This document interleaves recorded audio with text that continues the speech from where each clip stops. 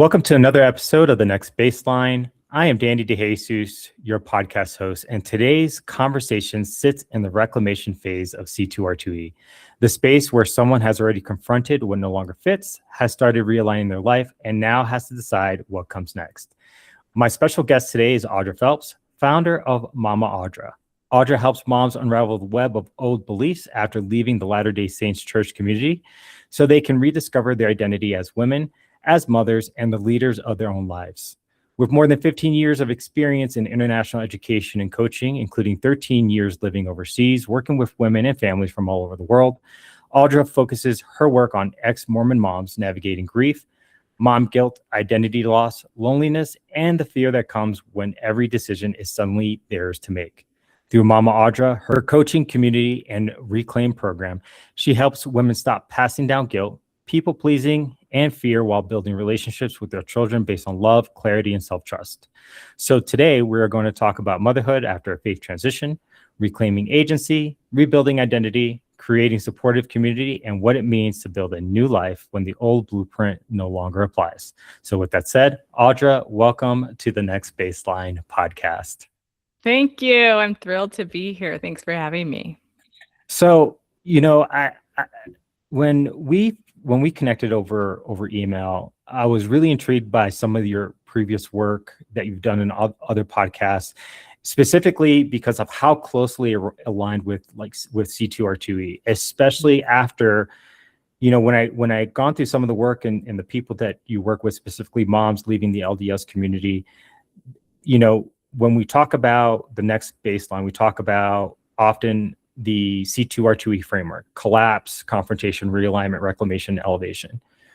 But the work that you do is we're past that collapse phase where change just needs to happen. And we're pretty honest with that at that point. So with that being said, I know there's a story attached to this. There's usually an origin story attached to all of this. What was the journey for you to leave the LDS community? Why did you leave? And where are you now today in your own journey before we go any further into talking specifically about the people you work with? Yeah. I left the LDS church. Now, just for your listeners who might not know a lot, LDS, Mormon, Church of Jesus Christ of Latter-day Saints, all the same thing, just different names for the same religion. And I left 11 years ago at the age of 35. And so that was 35 years of conditioning, 35 years of being told who I was, what I believed, how to raise my kids, what to eat and drink. It's more than just a belief in God. It's more than just going to church on Sundays. The Mormon faith is an entire lifestyle. It's an entire community. And so, like I said, it really dictates everything about your life. And my process of questioning took about 10 years. So, when you're talking about like the collapse phase, that was a long phase for me.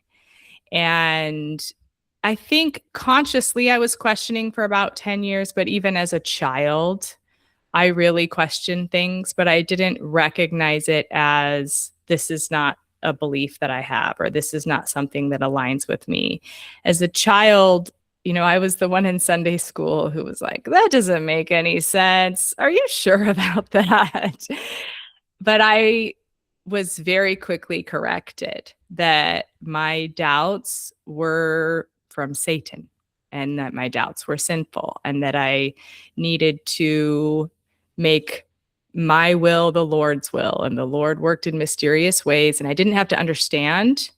I just had to follow, because this life was a test and I needed to prove my worthiness by showing obedience.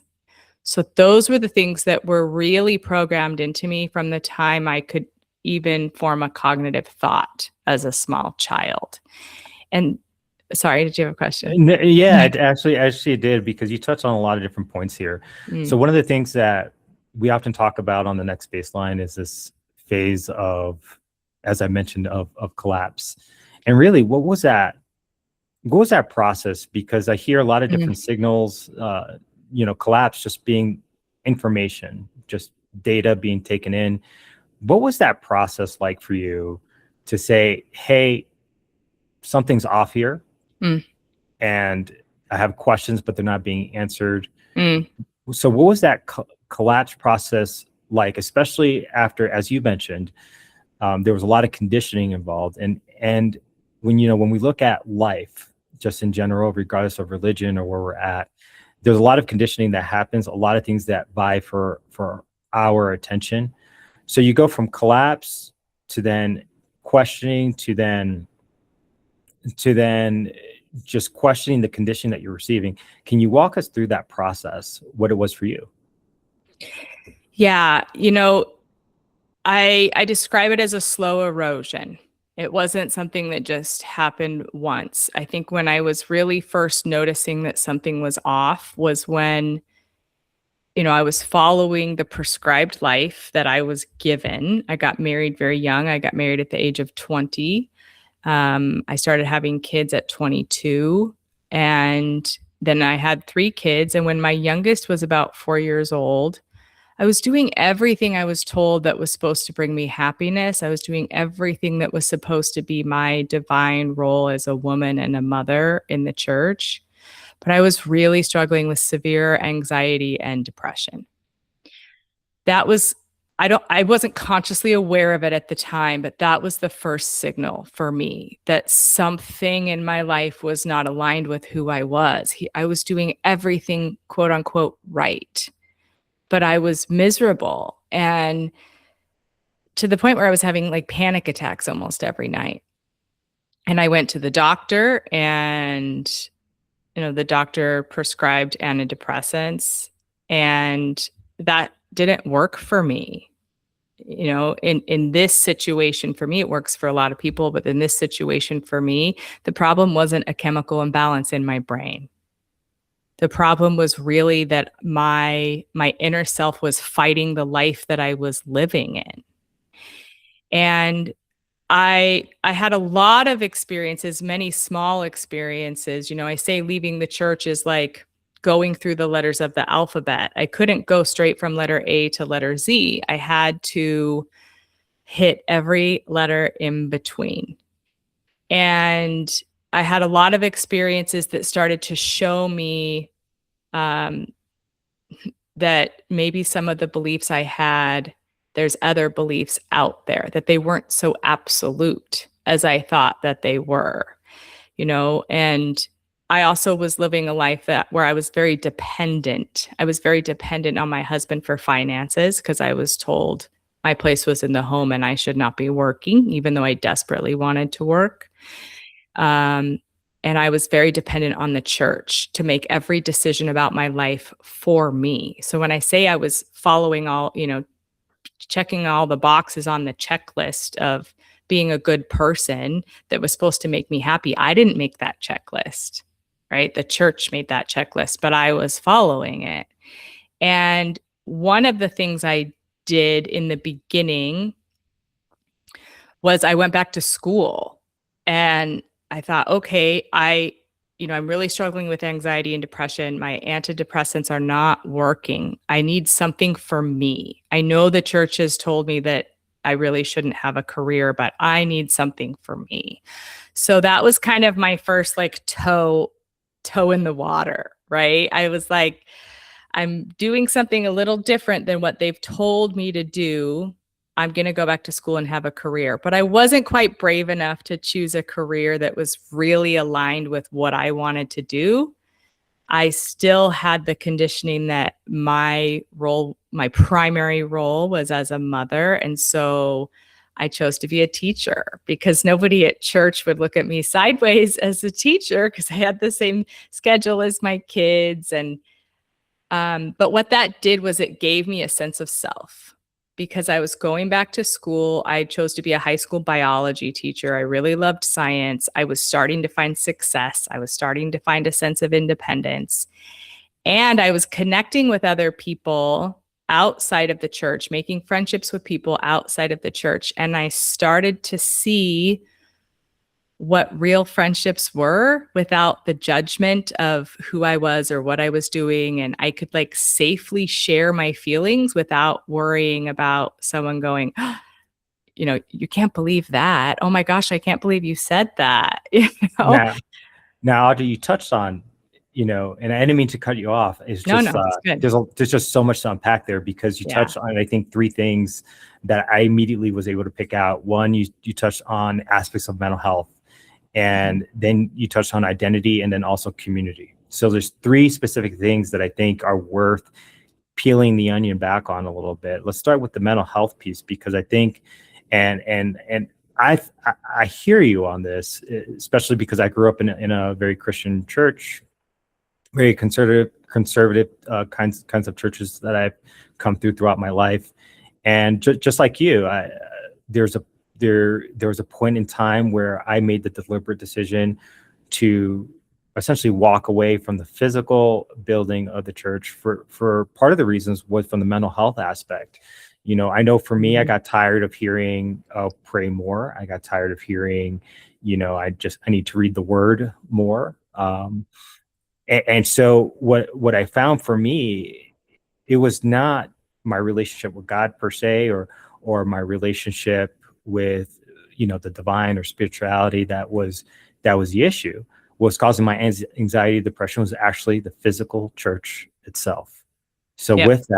with that, because I see some tie-ins between my life and yours. So I'd be interested to hear more about that because I think there's something there. I think there's a lot of folks out there, especially from a spiritual perspective or from a church perspective or from a religious dogma perspective, that a lot of folks are afraid to leave. Yeah. And in fact, these are some of the clientele that I know you speak to, is that there's a fear in leaving. And for a long time, I've heard the church is supposed to be like a hospital for the sick, if you will. But sometimes the cure in the form of going to a religious institution was the same thing that was making me sicker. So with that being said, from your perspective, can you dive a little deeper into that? Yeah, the way I look at it now is that the church was the middleman.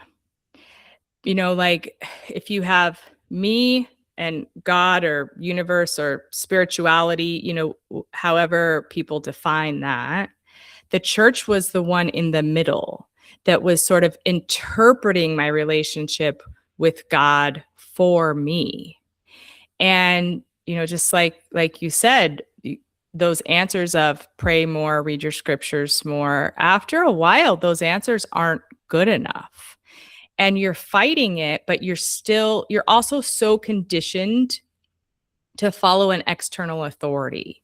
And in this case, it's the church who's the middleman interpreting your relationship with God for you. You're constantly deferring to the church. And so when they say pray more, it's like, well, there's not, you don't feel like you can go higher than that, because you feel like you have to go through the church for all answers.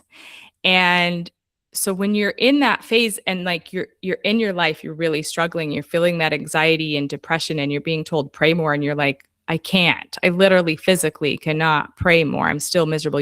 There's something else out there, but you still feel so dependent on the church. You feel so dependent on them to tell you how to live your life because you're out of practice, because those questions that you had before that you buried, you've really learned to distrust yourself.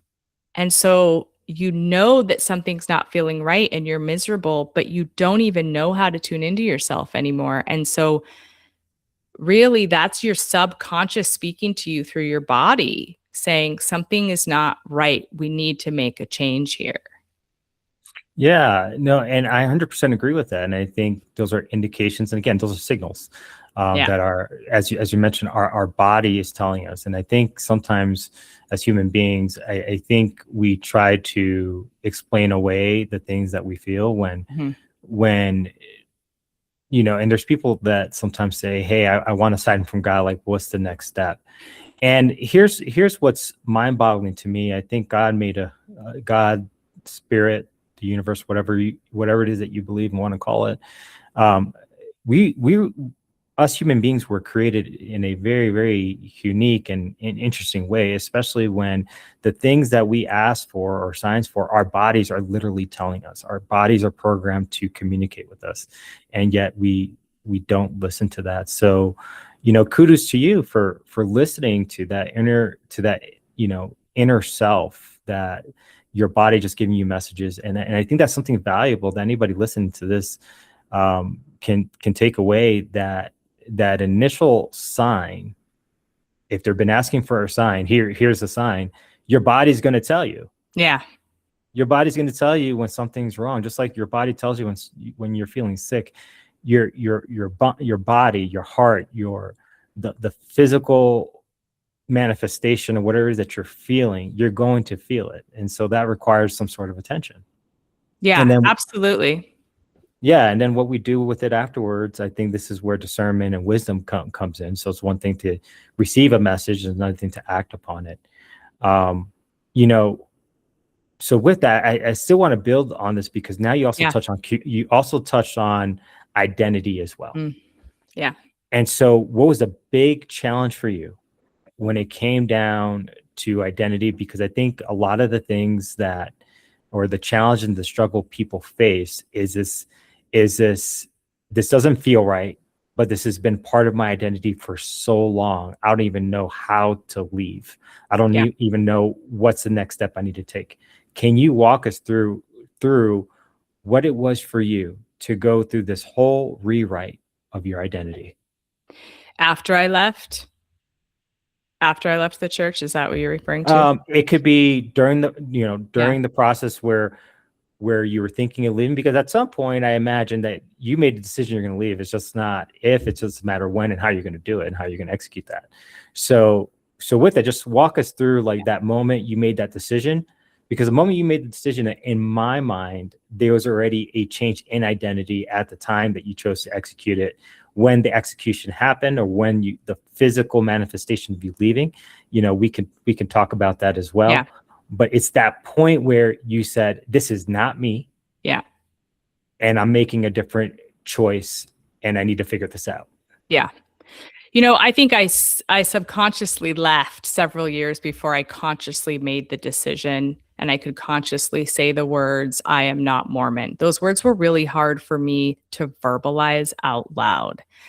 But subconsciously, I had left in my heart many years earlier. And so then I became very observant. I was starting to gain this sense of independence, right? I was now working as a teacher. And then my husband and I moved overseas. And that was a really big catalyst for me, because I had already in my heart made the decision to leave.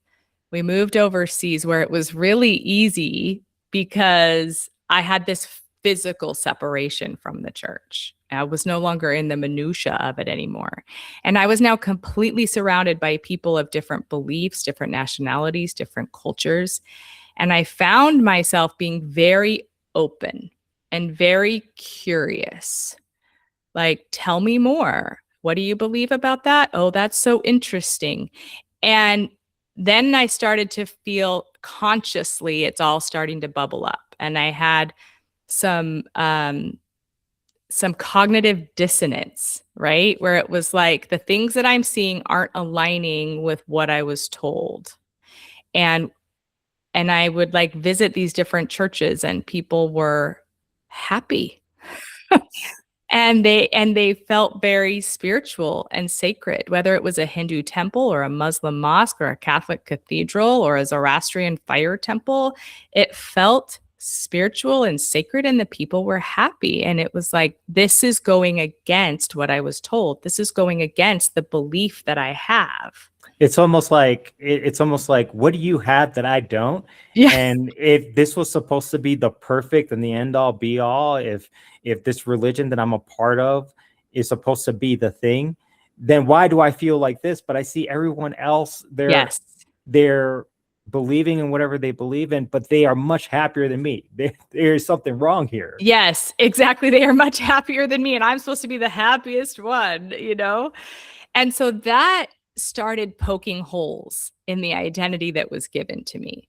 That made me start to question, like, okay, wait a second, maybe there's another path. Maybe there's another right way to do this, you know? Because how arrogant of me to come in and say what you believe is wrong and what I believe is right. And I didn't feel that at all.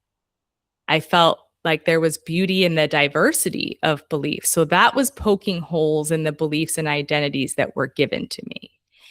And because of that experience, then I was able to consciously say to myself, I am not Mormon. And I could walk away with real clarity and confidence in that. So it was 10 years of my, my subconscious kind of coming to that decision, but then my conscious mind making that decision as well. Yeah. And you reinforced the whole piece that I talk about.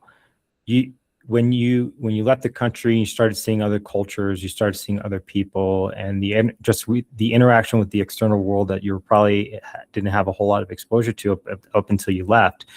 One of the things you mentioned, and I love this, is you mentioned clarity. I have the sense of clarity, and then you acted. Mm-hmm. And so a lot of times I think what ends up happening with people is they come to this place of, I'm not comfortable and I want to get out of this discomfort right now. And then they make decisions that they probably shouldn't have made at the time. What I'm hearing you say is, before you made a decision, even though in your mind you say, hey, I'm not this anymore. I am not Mormon anymore. I'm not LDS anymore. But then it's almost like you tested this theory out. Like you ventured out, you gathered more data, and then you made a decision with clarity. You took time to process that, and then you acted. Yeah. Is that more or less what I'm hearing? Yeah, that's exactly what you're hearing. And I think the acting part is really where the power is, because that's where you're actually proving to yourself, and you're helping to kind of rewire your brain when you're actually acting on a new identity. You're acting in a way that is different than you would have before. And that's where you can start to create new patterns. And yes, and I like how you mentioned, I made this decision from a place of clarity. It wasn't a decision that I made from a place of anger or frustration. It was a place of real clarity and peace and calm for me when I made that choice. Yeah, your nervous system probably was not firing off when you did it. Exactly. It's like, yay, she's listening. Yeah. So that fight or flight. So with that, just to keep the conversation going here, because again, there was a third part that we talked about, and that was community. We go from leaving the church, we talk about your identity, but then that identity also probably has led, and just reading through your bio, reading through your work, reading, hearing through what you talked about earlier and traveling the world, you've been exposed to other communities, been part of other communities. What was that now like? Because now your environment's changed, and I'm of the belief that when your environment starts to change, the way we look at the world also starts to change as well, whether we like it or not. And we start to take in attributes from those very communities that we are part of. They just leave imprints on us. So with that, back to you to really, take us through that, what it was like to inject yourself in other communities. What were you able to take with you? What were some of those great experiences that you can share? At first it was uncomfortable, to be honest. At first it was really uncomfortable because it was unfamiliar, because I was so used to acting a prescribed way, being the person everyone else, wanted me to be, and being with people who had a shared belief, that when I was first in a room with people with a variety of different beliefs, I felt uncomfortable.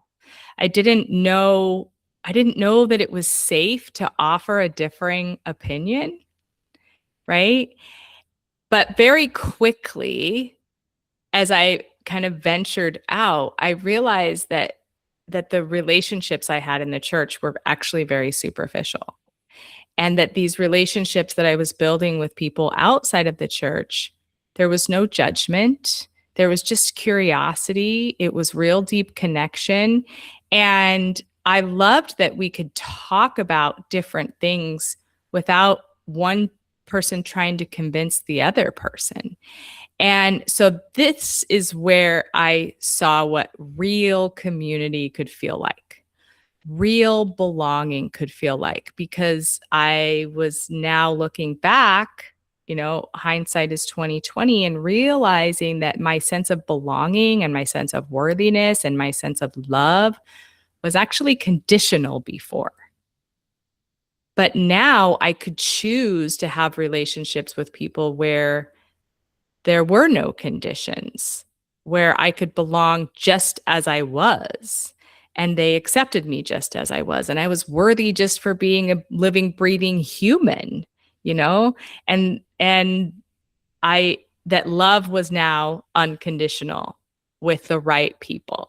It's interesting that you say all these things, because in my entire history, my own personal history with the church, and I'm sure it's a lot, it's very similar for many of the viewerships that's out there.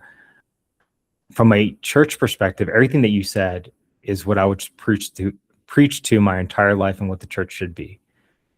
But what's interesting enough, even for me, everything that you've mentioned, I found that everywhere outside of the church walls and institution of the church. And it's interesting that the very communities that maybe the church probably pushes back on, those are the same communities that are doing exactly what you're saying. Yeah. And to me, it's very disappointing that the community that we find ourselves in from a spiritual perspective are not exactly doing what they preach and profess to do.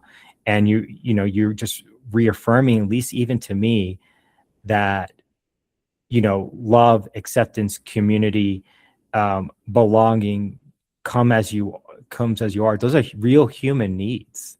They're not just something that you can just give, especially on a condition. And it's not always the church that is doing a good job of this. If anything, I think a lot of times church is doing a poor job of this. And there's communities out there that are providing this, and it's not always because of Christianity that is leading in this. What are your thoughts on that? Yeah, I think that's very true. I think whenever you have a high demand religion that's based on control and obedience and worthiness, then I think the simple messages get distorted. And I think that's the sad truth, because really most organized religion, in my opinion, is about control. It's not really about inclusion. It's like, yeah, inclusion as long as you're just like us, which is not the definition of inclusion.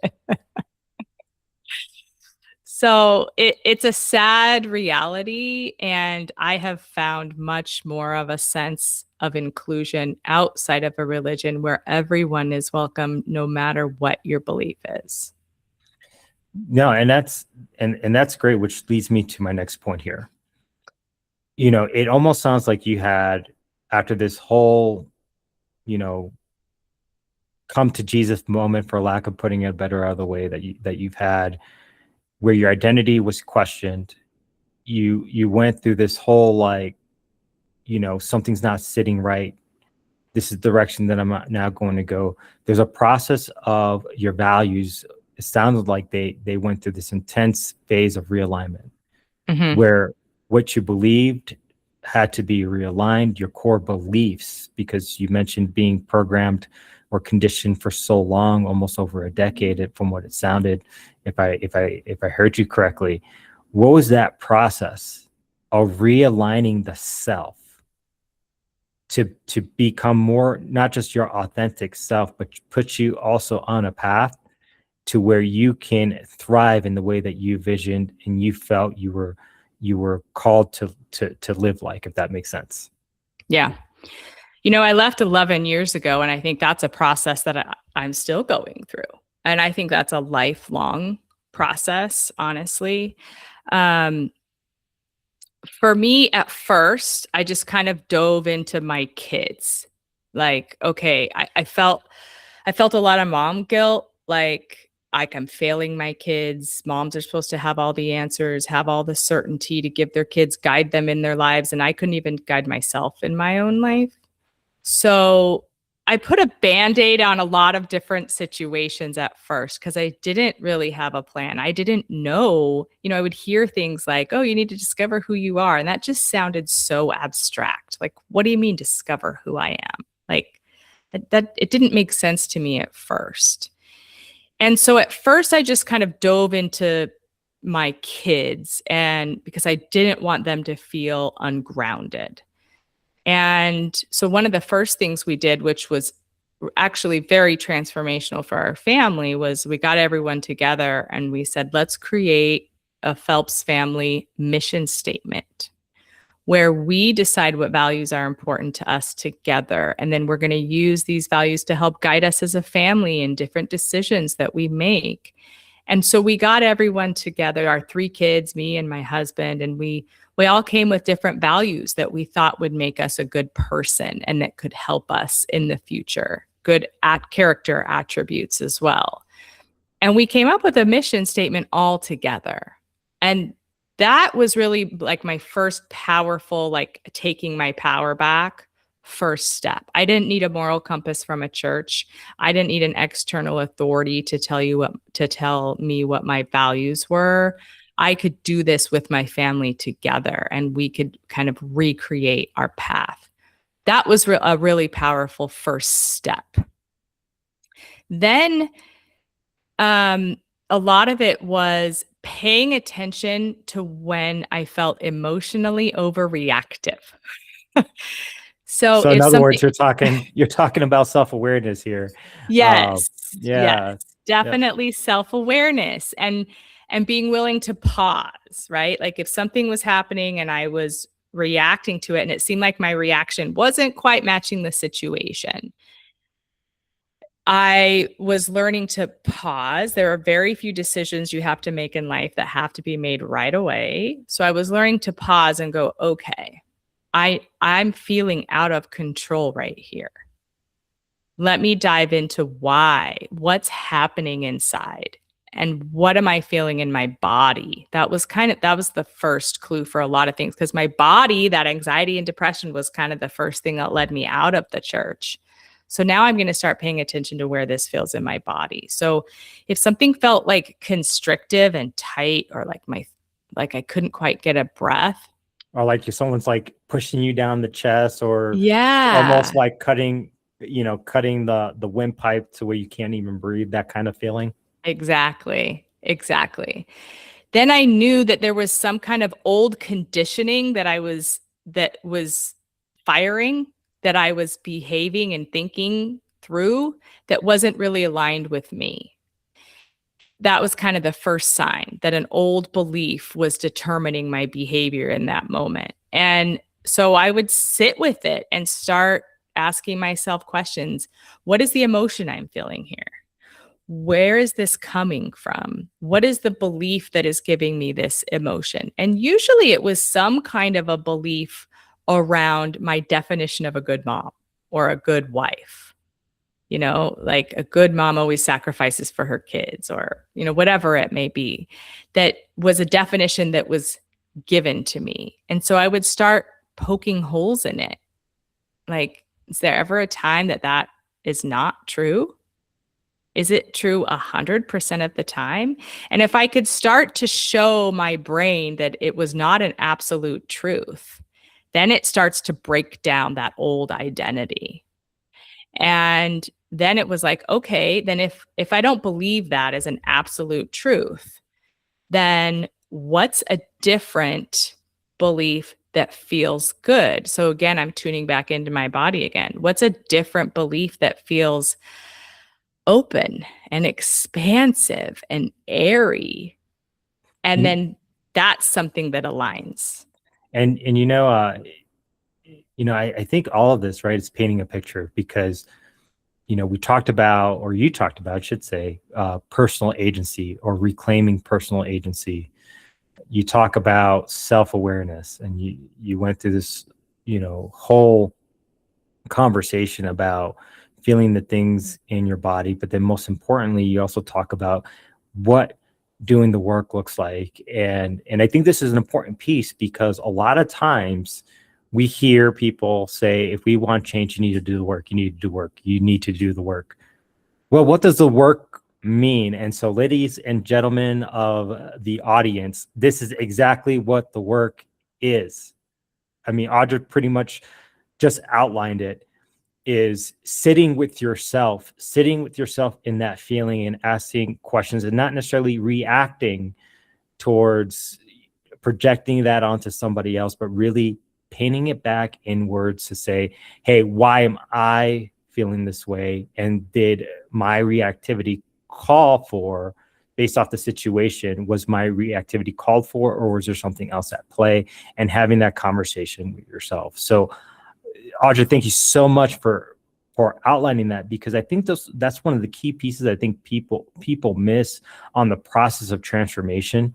And you've really gone through what it's like not only to leave something. Now, you talk about leaving the unfamiliar, and the unfamiliar is not an easy process by no stretch of the imagination. And the biggest thing that I think, I think I also heard too was time. The process of transformation and life transition, it takes time. It's not going to happen overnight. And even you mentioned that there's still struggles that still need to be overcome, and taking a step back and still asking those questions. So what else can you talk about? Otherwise, I have several more questions for you here. Well, hit me with another question then. All right. No, fair enough. I think this is a really good time to transition into reclamation. And I think this is really the heart of what you and I are talking through today is how do you go back to reclaim your life again, especially after you felt like you have given away your agency, or your agency was taken from you without you even realizing it, to where then you can stand on where you are today to say, hey, I'm going to reclaim my agency. I'm going to reclaim what I believe in. I'm going to reclaim my place as a mother. I am going to reclaim how I show up in the world. What was that process for you in terms of reclamation, before we go any further from that? Yeah, I like to use a very simple story to illustrate this, because I think it really is very easy to understand, especially for most women. So I had been at this point, in the story, I'd been out of the church about 8 years. But I still had a lot of conditioning, even though I was working through a lot of things. I was paying attention to my emotions. I was paying attention to my body. I still had things that would just these beliefs that I wasn't quite identifying. Right. And I remember I was making Thanksgiving dinner for the family, and I still had this like perfectionism, mom, trad wife, everything needs to be made from scratch. I'm responsible to make sure everybody has what they want.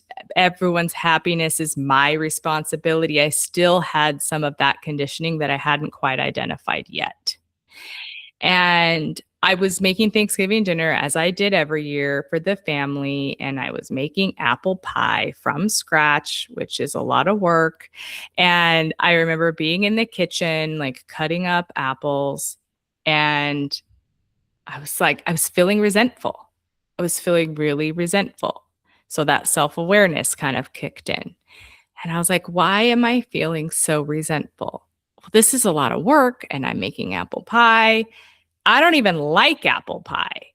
And I'm like, okay, well then why am I making apple pie? Well, I make apple pie every year because it's my husband's favorite. Now, he was never asking me to make apple pie. I just still had that conditioning that I have to predict what everybody else needs and wants, right? And I was like, well, if I don't like apple pie and my husband's not even asking me to make apple pie, then why am I doing it? why am I doing it? Why don't I make my favorite kind of pie? And I sat there in the kitchen and I was like, I don't even know what my favorite kind of pie is. Now I'm curious, why, I guess, why did you make apple pie for so long? It's almost like how I think about it. When we do something for so long, we don't even know why we do it anymore. And we ask someone in the family, they're like, I don't know why you did it, but I did it for these reasons. Right. Well, honestly, this is the conditioning that was still there, that a good Mormon wife, a good Mormon mom, she makes everyone else's favorites and she self-sacrifices herself so that everyone else is happy. And so that was a conditioning that I still had that I hadn't recognized yet. So I'm standing in the kitchen and I'm also in the phase of life where my youngest is about to graduate from high school. It's his last year of high school. So I'm already kind of thinking like, what is my life going to look like? I'm going to be an empty nester. And then I'm standing in the kitchen like, how am I going to choose what my life's going to look like when he graduates when I don't even know what kind of pie I like? You know, it was quite a moment. It really was. And that sent me down this really dark rabbit hole of like, I don't even know what I like or what I want because I have given myself up for my entire life. I have given myself up. I'm in a career choice that I made because it was best for the family. I got married when I was 20 years old as young Mormon Audra, but I'm living this life that was created when I was a totally different person. And one of the really big questions that hit me in that time was about my marriage. I've been married for over 20 years to someone who I love, but I chose him when I was a totally different person. And now I've done a lot of work after leaving the church and I'm a different person. Do I still choose him today? And that's kind of a dark place to be in. And it's not a place you want to admit to most people. But that really sent me down a reclamation journey of I felt so confused in my head. I felt like a ping pong ball on a ping pong table. Like I just kept bouncing back and forth from yes, no, yes, no, yes, no, yes, no. And I couldn't make it stop. So I knew there was a lot of work to be done there, but I didn't at the time have the skills or the strategies to do it. And, serendipity, this lady on Instagram kept popping up and she was a coach, an NLP practitioner coach. And I followed her for a while and it was like everything she said, it was like she was just looking into my soul. Like she just knew all these things that I hadn't verbalized before. So I bit the bullet and I reached out and I joined. She had a program where the whole, point of the program is by the end, you make the decision of whether to stay or go in your marriage. And I thought my science brain, my logical brain, thought it would just be like a pros and cons list and steps to making good decisions. But that's not at all what it was. It was a deep dive into identity and uncovering old beliefs and like how to find this old belief that I had that, a mother self-sacrifices and then how to rewire that. And then it was a deep dive into emotional regulation so that when you're feeling angry and frustrated, you're not making decisions from that place, that you're able to slowly get yourself to a higher feeling emotion so that you're making decisions from a place of peace so you can have that clarity. And what I learned there was some real skills, like the questioning skills, like tuning into my body, some things I was already doing, but now I had like a clear process for it. And the importance of regulating my nervous system and my emotions so that I could be so clear on my answers that it didn't matter what the reaction was from other people, because I knew it was 100% my decision. And it also taught me to trust myself again. So that was kind of really the first deep dive for me. I'd kind of, dabbled here and there, but that working with a mentor who had some really clear processes is what was transformational for me. So question, what was because I'm sure anyone listening to this is dying to know what the outcome was. So did you stay with your husband or what happened there? Yes, I chose to stay with my husband. I chose him when I was 20 years old, and I still choose him today. And now it's been 25 years. So, I mean, again, I think you pointed, even in that story, right? You went on a journey of study, because a lot of people, I think they react to something and then all of a sudden they blow up their lives, whatever that blowing up looks like. They leave their relationships, their marriage, they leave a job. We are in a day and age where, go find your passion. If you're not happy, blab it and claim it kind of thing. And life, what I found, doesn't really work 100% that way. But what I have found, and even through the processes that I even teach, is we want to get clarity. We don't want to make rash decisions. Yes, you may feel a certain way, but also feelings lie to you. So one of the things I hear over and over and over throughout your whole story, throughout this episode, is you go on a journey of fact finding and information. And you also, whether it was unbeknownst to you or knowingly, you allowed for other differing opinions to also influence you as well before you made a final decision and final move. And then also, things that have resonated with you, you gave something a shot, like a coach. It sounded like you never had a coach before, and that was the first time you had it, and you gave it a shot and saw what you got. But ultimately, all that still led into you deciding what you're going to do moving forward, but you did it from a place of wisdom and discernment and clarity. And so when we have those things, we then have the ability to act appropriately and under solid advisory. And it didn't sound like you had like 20 people either around you when you were making these decisions. And I think that's very, very key, because quite often I think sometimes we get caught up. Friends can be amazing. Don't get me wrong. I love having friends, but sometimes they can give the worst advice for you. And they're giving you advice from their perspective of the world. So for you and your decision-making calculus, because it sounded like you didn't involve 20 people or 5 people or this whole board to give you a perspective. And I know what I learned in my own life, because I was married very, very young myself. I was 23 when I first got married, and I had second thoughts about getting married, and I was in the church at the time. And I thought, like, I can't, I already proposed, I have to do these things. And something inside of me was like, no, you probably shouldn't get married right now. You probably shouldn't. I wasn't thinking divorce, and then I listened to friends outside of me. So everyone outside of me was like, dude, you need to go get married. Me being in the military as well, between different permanent change of duty stations and all that, I felt like I had to make this decision whether to get married or, still get married or not. And they're like, dude, you're going to lose her if you don't get married like now. Because I was about to deploy to Afghanistan like a year later. Long story short, I should have listened to me, because divorce ended up ensuing. She left me at the time and everything. But had I listened to myself with the data that I had and the information that I had, my life would have gone in a different direction. The point that I'm making here is that, I hear a lot of that in your story, Audra, where you literally took the time to be kind of like an investigator for your own life, to say, all right, this is what I feel. This is the information that I have. Now I'm going to make an informed decision. Does that make sense?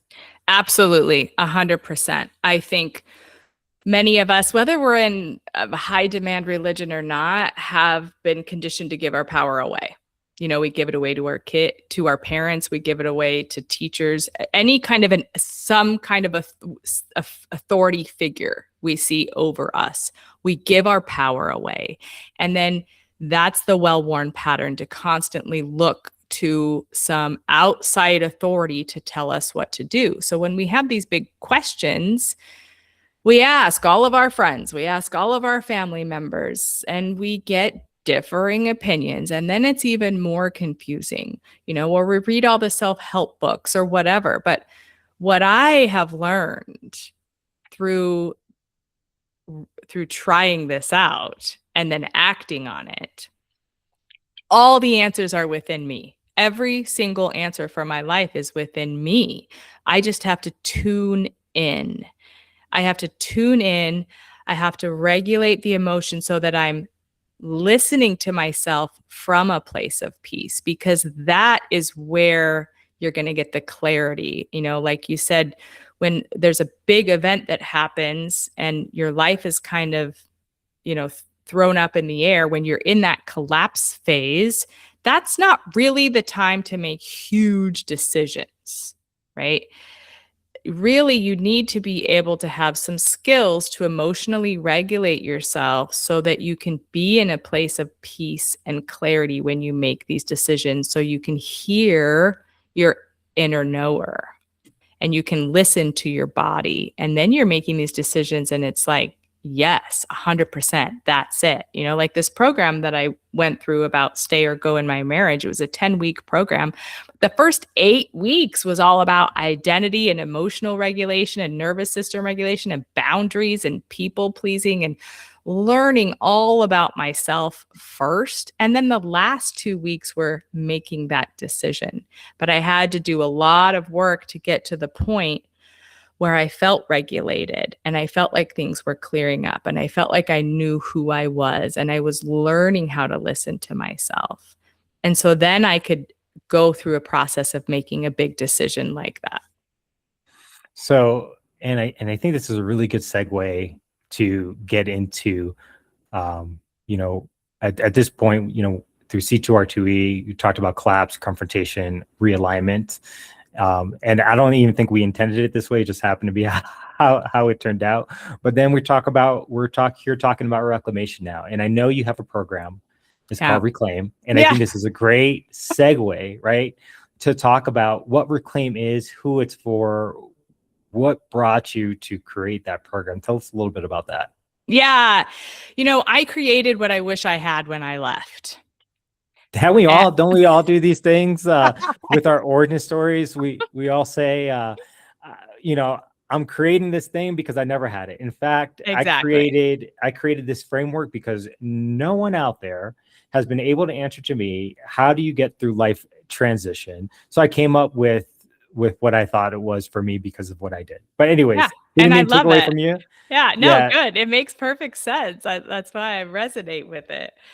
Yeah. So, when I left 11 years ago, I didn't even know anyone else who had left, let alone were there any resources for someone like me. And I wish I had someone to walk me through a process. I also wish I had someone to talk to who just got it. Because when you first, at least for me, when I first left the church, I was surrounded by friends who weren't Mormon. Many of them were not even American. So they didn't even know what the Mormon church was.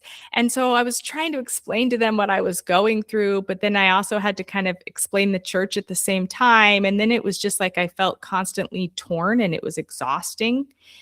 And I just wished I could have talked to someone who just got it, who just understood without all of that background explanation. And so after going through this process myself and learning that there are real targeted strategies that could actually help me rewire my brain, create a chosen identity, I felt so empowered. And I also learned that I could be in charge of my emotions, that they didn't have to be in charge of me. And that was empowering as well. And so when I was making these big life changes, and I knew I wanted to make a career shift for something that was aligned with me, and I knew I wanted to go in the direction of coaching, I became very emotional when I thought about working with other ex-Mormon moms. Like, that was a real light bulb moment for me, that I can reach back to the women who are me 11 years ago And I can say, I got you. Let's do this together. I have a process for you. And so that's why I created the Reclaimed program, which I love that our names align. Yeah. And it's been very transformational. So it's for ex-Mormon moms after they've left the church. And it's an intense curriculum that has some videos and worksheets and practices and journaling prompts that are all based in NLP, which stands for Neuro-Linguistic Programming, which is the type of coaching that I am trained in now, which was the type of coaching that I went through previously. And the first few weeks is like deconstructing. Let's identify that, what I call your inner Mormon critic that's there. Let's notice where she's dictating your emotions and thoughts and behaviors. Let's give you some tools for emotional regulation when you're feeling activated and when those emotions feel really dark and heavy. And then we dive into like reconstruction. Okay, we can identify these old beliefs. Now let's install some new ones that feel good. And so how to create those beliefs and create new different patterns in your brain and act on it, like we said before. Because as you act on those new beliefs, then that pattern becomes a well-worn pattern in your brain, and you're proving to your brain that, yes, that's evidence of that belief right there. So it's almost like you're going back, and the way I like to think of what you just said is like you have these limiting beliefs. What is causing you to believe and buy into these limiting beliefs? What's in the realm of possible, but then you're talking from a neurological perspective is creating new, almost neural pathways. Yeah. To redefine. It's almost like it almost feels like trauma in a sense, or a form of trauma. It is. And how do you reprogram your mind now to be comfortable with the uncomfortable so that you can embrace a new life for yourself? That's a lot of what I hear as well. Yeah, that's exactly what it is. And then, the women I'm working with are raising kids at the same time. So, each week there's also how can you do this with your kids? How can you help your kids through this? Because your kids are feeling it too, And, because I also know the importance of community, we have, not only is it the curriculum, and then we have one-on-one coaching calls with me, but we also have group coaching calls every week where you can listen to other women and what they're going through, and you can find what resonates with you and find a friend. So we have a real sense of community so that, that piece that you might be missing after you left, you can start to build a new community and work together. I have a question that why is community so important? Now, granted, I want to just throw in a cautionary note in terms of not for you, but for the audience per se, because there's such thing as a good community and positive community and toxic community. So that's not what we're talking about here, but community that's going to build you up, as like, you sharpen one another, you get better. Why is community, especially in a day where we look at all the tech that's out there? In fact, I just watched Toy Story 5 last night with my daughter, and in Toy Story 5, warning, spoiler alert if no one's seen it, in Toy Story 5 they talk a lot about the use of technology and how technology has impacted the way we connect with people. And technology can be used for good, but a lot of times we just get sucked in our tech, in our computers, in our phones. So how do we create community? Well, actually, I got two questions here. One is, why is community important? Especially, and not just community to get through this thing, but lifelong community. And then the second piece is, in the midst of technology and all these technological advancements, how do we get comfortable again with connecting with people in a more genuine and real way, in a face-to-face way? Yeah, that's a good question. Humans are social beings. We are meant to be in groups. And there's just something really comforting about talking to someone who gets it and feeling like you have a village of support in feeling like you're not alone, and that there's people out there that are really genuine and they want to connect and they want to get to know who you are without the judgment. So I think that's kind of number one. The other is you learn so much from other people. When you listen to their perspectives and what they're going through, it helps you to kind of see things in a slightly different way.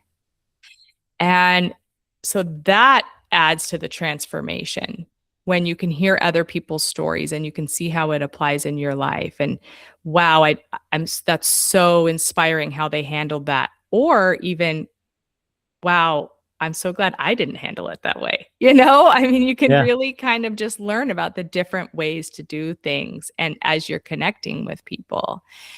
And I think that's really powerful because we're all really longing for connection, especially after leaving an entire lifestyle like the Mormon church. You're longing for connection, and we weren't meant to go through life alone. Right. And what do you do?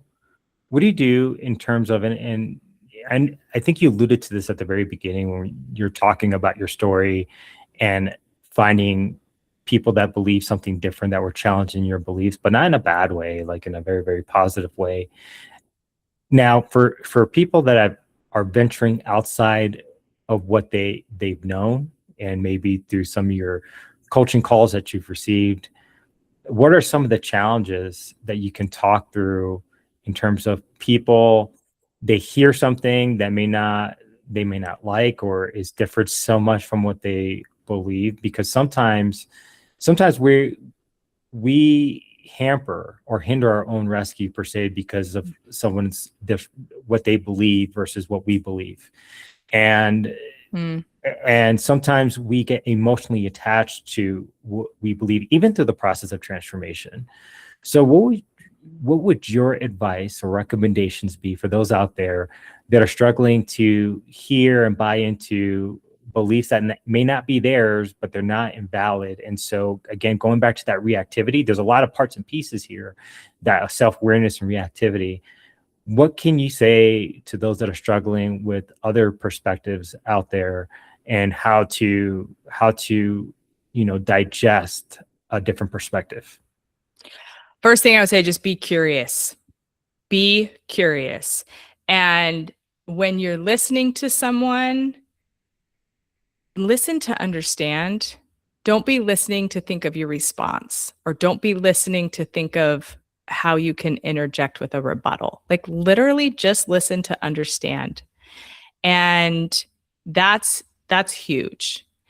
And also, when you are going through your own life transformation and you're changing who you are, you want other people to give you grace, and you want other people to respect you and your autonomy and your new beliefs. For me, especially when I left, I desperately wanted my family to just accept me for who I was as I left. But one thing I wasn't doing in return was extending that same grace and respect back to them.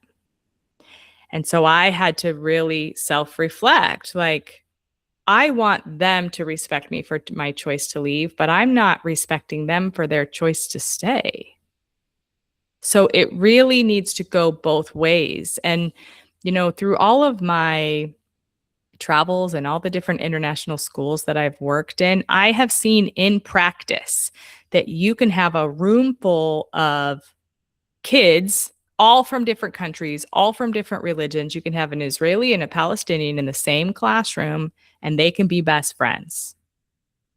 You can really see that there is more that unites us than what makes us different.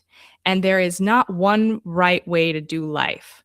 You want the autonomy to do it your way. So let's extend that autonomy to others as well. And I'm glad you brought that up, because, I 100% agree with everything that you said there.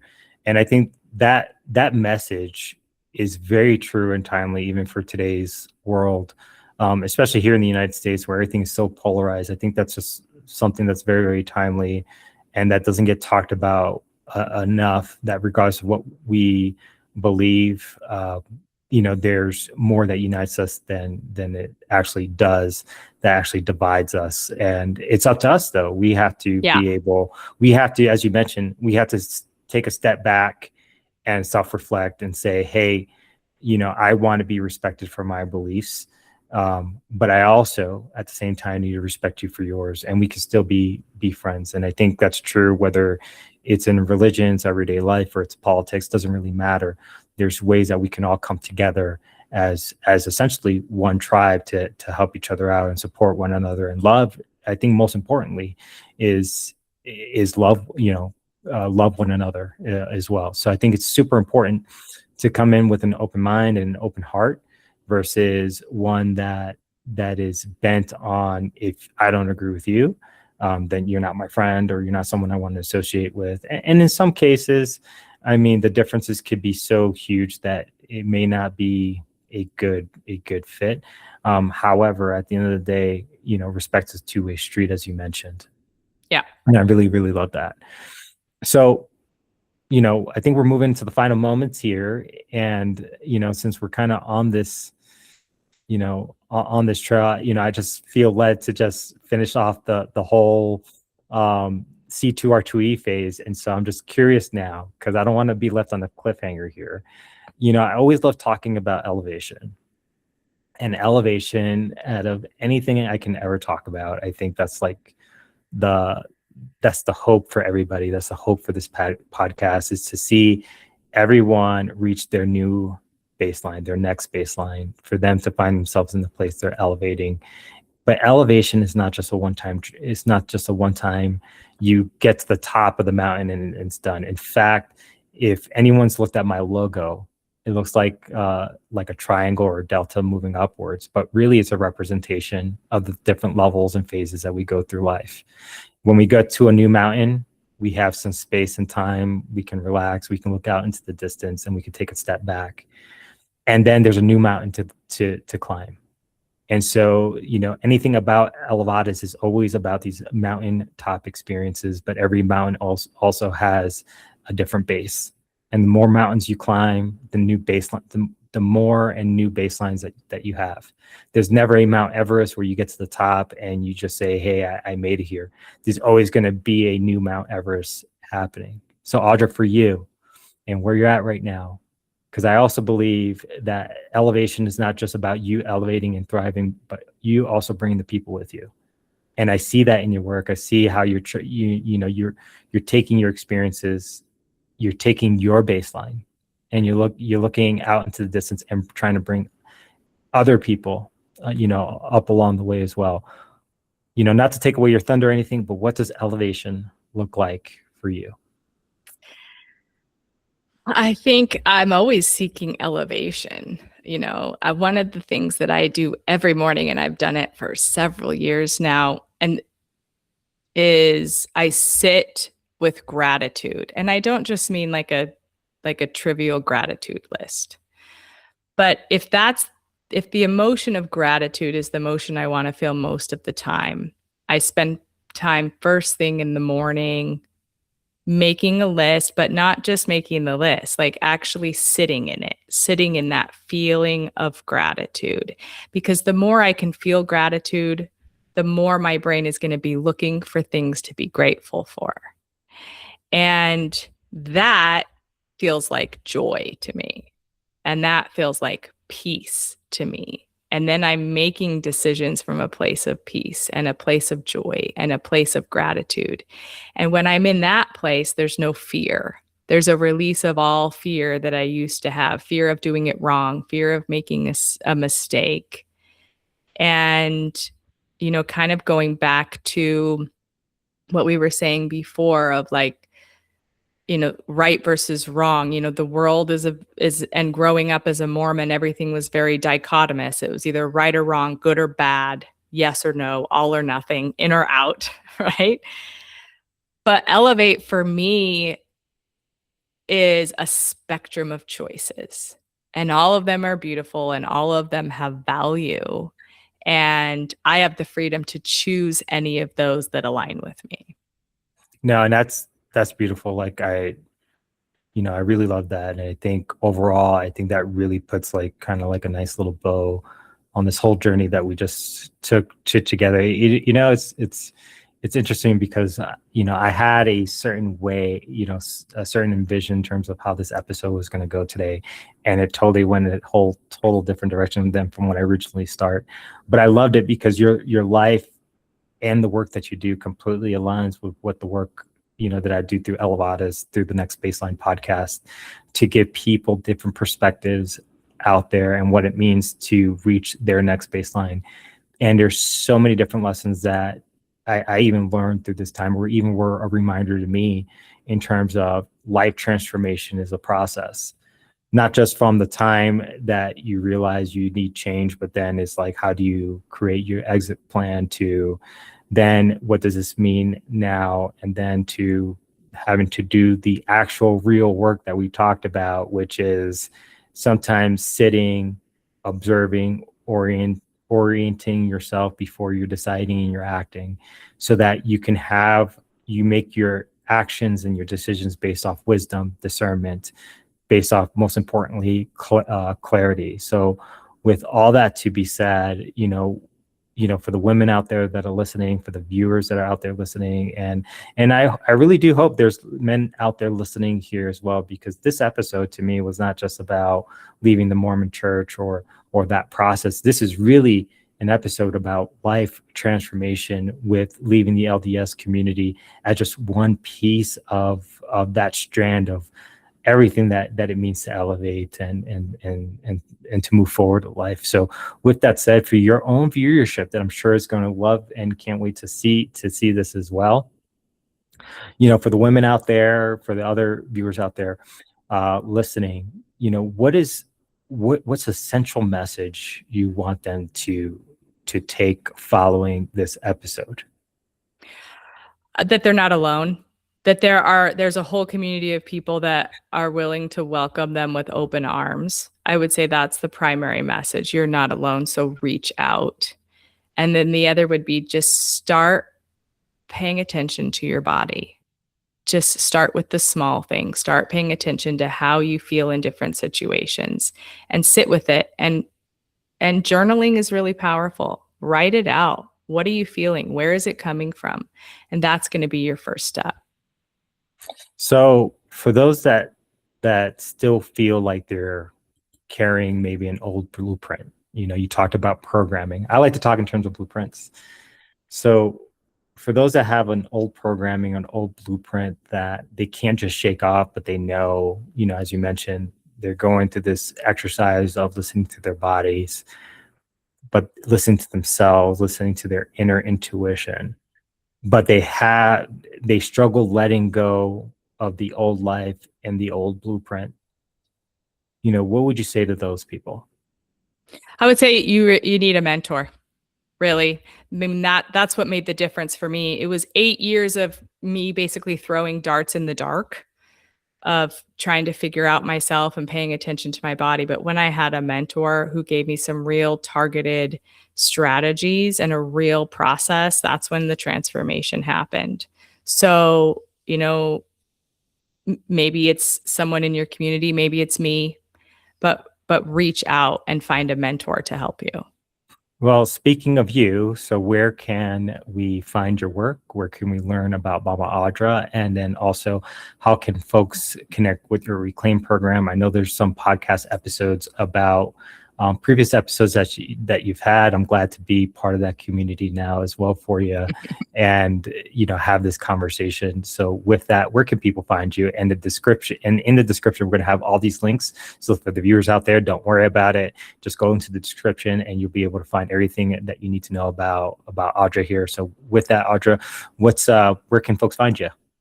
Yeah, so the first place is probably my website, which is mamaudra.com. And just like it sounds, just like MAMA, Mama Audra. Yeah. So go there first.